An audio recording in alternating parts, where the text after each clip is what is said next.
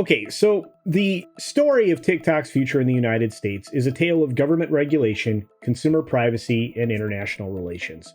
On March 23rd, a bit over a month and a half from now, the CEO of TikTok, Shu Zi Chu, is being summoned to Capitol Hill to testify before the House Energy and Commerce Committee on the company's practices when it comes to, well, obviously access to American user data by the CCP, the platform's impact on children and their development, and of course, the overall security of the consumer as far as their privacy is concerned.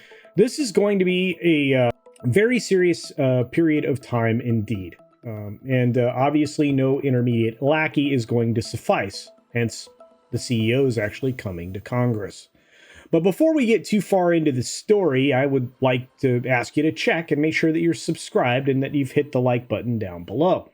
And if you wouldn't mind, hit the bell icon up above so that you don't miss any of these stories that may not be being covered by the mainstream media. And with that done, let's continue.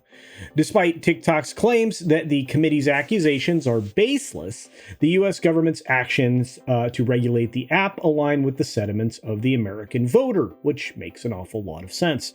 Recently, in a Harvard Capps-Harris poll, they found that 55% of U.S. voters believe that there needs to be more regulation on consumer privacy and security when it comes to the internet. That's something else that makes a lot of sense.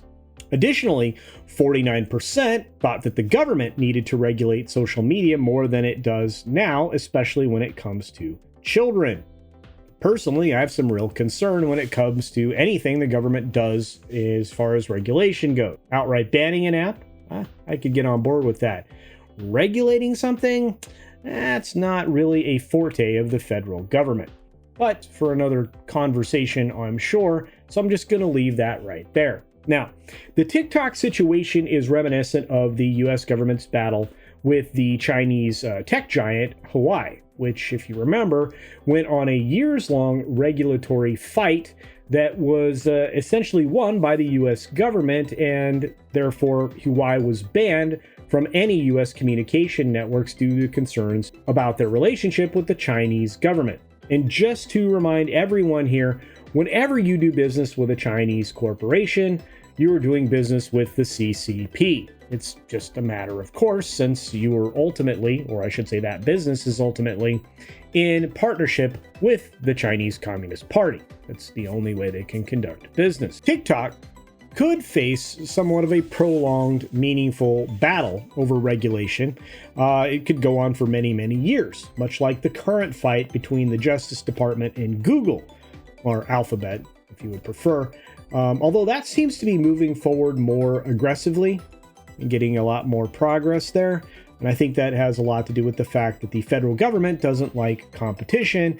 And right now, there's a lot of power at Alphabet. And again, government does not want power to transfer from it to, well, corporations.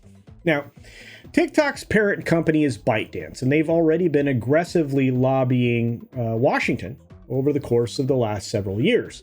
But in 2022, the company spent about $5.4 million in federal lobbying. In other words, that's buying off politicians, folks.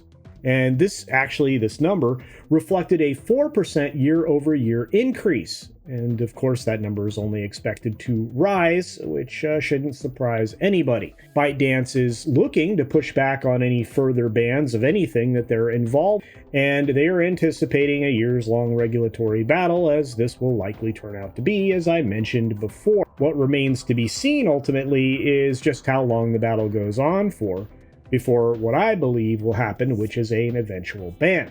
Now, at least when it comes to federal regulation, and of course with federal regulators themselves. You see, TikTok's incredibly powerful, it's popular, and it's influential. Of course, that's part of the problem here, because about a quarter of US adults under the age of 30 say that they regularly get their news from the app, which should, well, terrify each and every one of you. And of course, there's also concerns when you have so many people relying on it for news that there is pro-China propaganda being pumped into American audiences regularly. And then, of course, the spread of the ever nebulously described, I should say, possible misinformation across all social media platforms. Again, interesting claim, but we'll set that one aside as well. So the road for an outright ban in the US will require a lot of time and energy for anybody that's involved in it. And of course, that benefits the people in Congress because, the last thing that Congress wants to do is solve problems when they could just carry around a giant bag of money that keeps growing from all the lobbying that's being done. Now, opponents also insist, at least opponents of the ban, also insist that there needs to be definitive proof that TikTok is violating user data privacy laws, and there needs to be proof that, well, of course, TikTok's colluding with the CCP. And once again, a reminder to everybody, I've already said it before, anytime you're doing business with a Chinese company, you are doing business with the CCP, which means you're already colluding. Matter of course, but I digress. Incidentally, we've been seeing a lot of revenue coming into TikTok. It's been skyrocketing. And there's a lot of speculation on where it's coming from.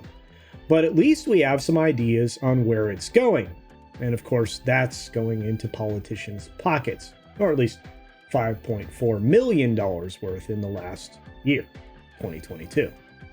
In the meantime, TikTok's popularity and influence in the US is just going to continue to grow. Although it is being somewhat abated and blunted by various state and federal agencies who are insisting that it not reside on any of the devices that they can control, which again makes a lot of sense. And I imagine you'll see that policy expand even more broadly. Now, while it remains to be seen what the future holds for the app in this particular country, it's fairly clear that its odds of avoiding an eventual ban are severely diminishing by every passing moment. I, for one, will not mourn its passing, but again, I think it's, absolute poison for anybody's mind. Stay tuned to this channel for more stories from around your world and things that you probably aren't going to see in mainstream media. And with that, be sure to take care of yourself, take care of others, wash your hands, of course, because it's good hygiene. And until next time, bye.